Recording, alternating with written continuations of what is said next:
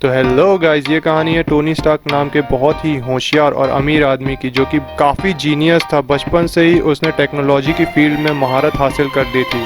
Tony Stark के पिता एक साइंटिस्ट थे जो कि मिलिट्री के लिए हथियार बनाने का काम किया करते थे। जब टोनी स्टार्क 21 वर्ष का था तो उसके पिता और उसकी मां की एक कार एक्सीडेंट में मृत्यु हो गई। तब टोनी और उसके पिता के दोस्त ओबेडाया स्टेन ने मिलकर कंपनी को संभाला। टोनी अपनी कंपनी का मालिक था और ओबेडाया स्टेन उस कंपनी के मैनेजर। टोनी ने अपने देश के लिए बेहतरीन से बेहतरीन हथियार बनाया और कंपनी को नई ऊंचाइयों तक पहुंचाया, पर स्टार्क काफी गैर जिम्मेदाराना थे, जिसकी वजह से ओबेडाया स्टेन उससे बहुत चिढ़ा करता था। एक बार टोनी अफगानिस्तान जाता है, वहां पर अपने जेरिको मिसाइल का डेमोन्स्ट्रेशन देता है। वहां से लौटते वक्त उस पर कुछ टेररिस्ट हमला कर देते हैं। तभी उसके सामने उसी की कंपनी की एक मिसाइल आकर गिरती है और उसके सामने फट जाती है। मिसाइल के फटने से टोनी के सीने में मिसाइल के कुछ हिस्से घुस जाते हैं। बाद में जब टोनी को होश आता है तो टोनी खुद को एक गुफा में पाता है। उस गुफा में उसके साथ एक आदमी और होता है जिसका नाम येंसेन होता है। येंसेन उसे बताता है कि उसने उसके सीने से बॉम्ब के कुछ हिस्से निकाले हैं, पर वो सारे टुकड़े नहीं निकाल सका क्योंकि कुछ टुकड़े दिल के काफी नजदीक थे। इसलिए येंसेन ने उसके सीने में एक इलेक्ट्रोमैग्नेट लगा दिया है ताकि बॉम्ब के टुकड़े उसके दिल की तरफ ना बढ़े। ये इलेक्ट्रोमैग्नेट एक कार की बैटरी से चलता था। तभी येंसेन टोनी को बताता है कि दोनों आतंकवादियों की कैद में है और वो आतंकवादी टोनी स्टार्क से बोलते हैं कि अगर वो उन्हें जेरिको मिसाइल बनाकर दे देता है तो वो उसे छोड़ देंगे। पर टोनी जानता था कि वो ऐसा नहीं करने वाले, वह आखिर में उसको मार देंगे। इसलिए मिसाइल बनाने के बहाने वो वहां से निकलने के जुगाड़ में लग जाता है। उन आतंकवादियों के पास स्टार्क इंडस्ट्री के सारे हथियार मौजूद थे जिसकी जानकारी टोनी स्टार्क को बिल्कुल भी नहीं थी। टोनी ने उन हथियारों का इस्तेमाल करके एक आर्क रिएक्टर बनाया। आर्क रिएक्टर एक ऐसा डिवाइस है जो कि इलेक्ट्रिसिटी प्रोड्यूस करता है, जिसका आविष्कार टोनी स्टार्क के पिता हावर्ड स्टार्क ने किया था। हावर्ड ने एक बड़ा आर्क रिएक्टर बनाया था जिससे कंपनी को पावर दी जाती है। टोनी ने उसी डिजाइन को काफी छोटे लेवल पर बनाया था ताकि वह उसके सीने में फिट हो सके, जिससे कि वह कार बैटरी से छुटकारा पा सके।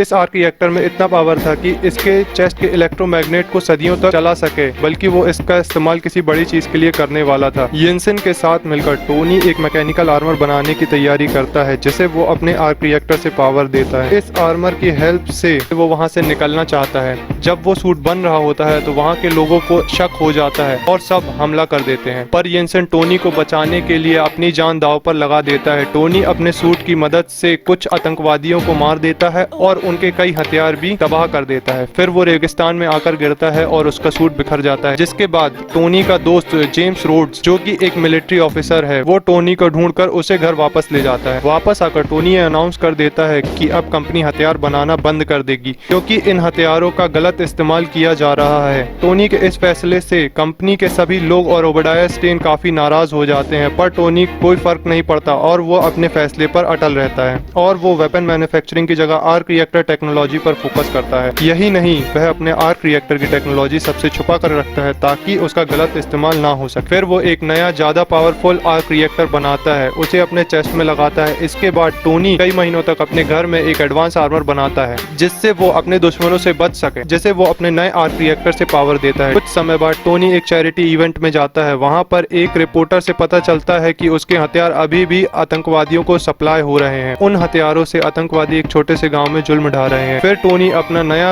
आर्मर पहनकर अफगानिस्तान की ओर उड़ चलता है और कई सारे आतंकवादियों को मारकर गांव वालों को बचा लेता है और साथ ही साथ उनके सारे हथियार भी नष्ट कर देता है। दूसरी तरफ ओबेडाया उन लोगों से मिलता है जिन्होंने टोनी का अपहरण किया था। दरअसल ओबेडाया ने ही उन आतंकवादियों को टोनी को मारने के लिए भेजा था, इसलिए वो इन सभी आतंकवादियों को मार देता है और उन आतंकवादियों से टोनी स्टार्क का पुराना आर्मर और उसका डिजाइन ले लेता है। उधर टोनी पेपर पॉट्स को कंपनी के मेन कंप्यूटर को हैक करने के लिए भेजता है ताकि उसे गैर कानूनी तरीके से बेचे जा रहे हथियारों की जानकारी का पता चल सके। जब पेपर पॉट्स कंपनी के मेन कंप्यूटर को हैक करती हैं तो उन्हें पता चलता है कि टोनी स्टार्क को मरवाने की कोशिश ओबेडाया स्टेन ने ही की थी ताकि वो कंपनी का मालिक बन सके।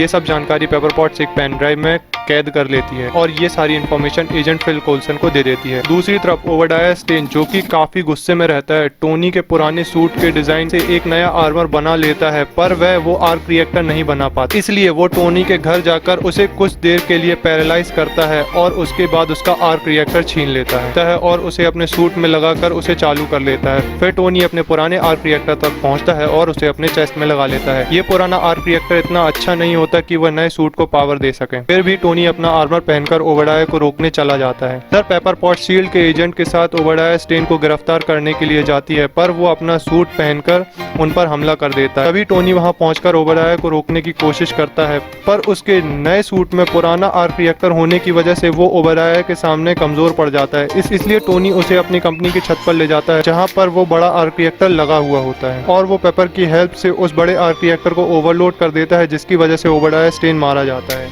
अगले दिन एक प्रेस कॉन्फ्रेंस होता है उस बड़े हादसे के बारे में जानकारी देने के लिए, जो कि कंपनी के छत पर कल रात हुआ था। शील्ड के लोग टोनी स्टार्क को झूठ बोलने के लिए बोलते हैं, पर वो सबके सामने कबूल कर लेता है कि वो ही आयरन मैन है। मूवी के खत्म होने के बाद शील्ड के डायरेक्टर निक फ्यूरी टोनी को बताते हैं कि वो इकलौता हीरो नहीं है, और उसे एवेंजर इनिशिएटिव में शामिल होने को कहते हैं। एवेंजर इनिशिएटिव एक सुपर हीरो टीम होती है जो कि शील्ड द्वारा बनाई जाती है।